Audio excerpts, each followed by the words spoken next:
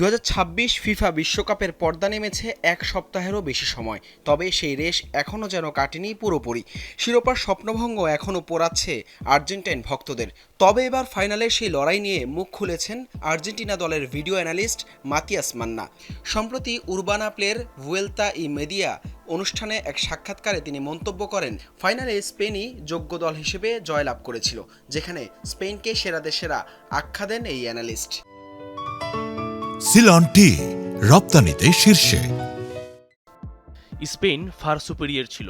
আমি ফাইনালটা 2 বার দেখেছি, তবে অতিরিক্ত সময়টা দেখিনি, কারণ সেখানে কৌশলগত বিষয়ের চেয়ে আবেগটাই বেশি কাজ করে। কোচিং স্টাফের সবাই এবং খেলোয়াড়রা সেরাটা দেওয়ার চেষ্টা করেছে।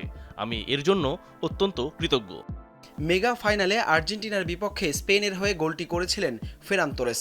সামাজিক যোগাযোগ মাধ্যমে ফাইনাল ম্যাচটিকে ঘিরে ঘুরপাক খাচ্ছে নানান ষড়যন্ত্র তত্ত্ব, সেগুলোকে সম্পূর্ণ ভিত্তিহীন বলে উড়িয়ে দিয়েছেন মাতিয়াস মান্না। এগুলো হয় যখন আপনি হারবেন, অনেক কথা হবে, অনেক কিছুই মনে হবে।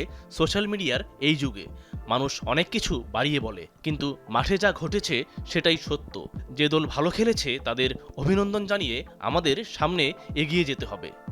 এর আগে ফাইনাল নিয়ে নানা প্রশ্নের ইস্যুতে কোচ লিওনেল স্কালোনি এবং সহকারী কোচ রবার্তো ফাবিয়ান আয়াতাও ঠিক একই রকম মনোভাব প্রকাশ করেছিলেন।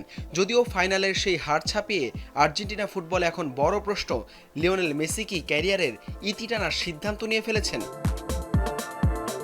হাসান আল মারুফ, যমুনা স্পোর্টস।